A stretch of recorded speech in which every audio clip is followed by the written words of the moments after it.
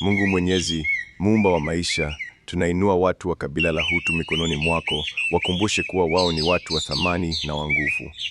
Asante kwa ardhi walioilima, familia walizoanzisha na historia yao ya kusimama kwa umoja na uthabiti. Asante kwa utulivu, uvumilivu na ustahimilivu wao walioonyesha katika historia yao. Bwana, wakumbushe wao ni Hutu wenye nguvu za ndani, moyo wa mshikamano na utu wa kweli. Wape fahari ya urithi wao, familia zao na mila na desturi zao. Wakumbushe kwamba wewe umechagua wao kwa kusudi la kipekee.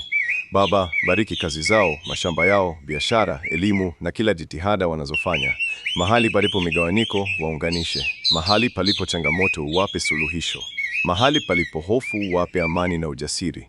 Tunakuomba wainue vijana wao, uwe mwanga kwa jamii, wape ndoto na uwezo wa kuwa viongozi wa haki na mshikamano. Wafundishe kushirikiana, kuheshimiana na kusherehekea mafanikio ya kila mmoja. Bwana, tunatangaza baraka zako juu ya Hutu. Acha wainuke, waendelee kuimarika na kuishi kwa mshikamano na amani. Acha neema yako iwe kizuizi cha nguvu na maendeleo yao. Amen.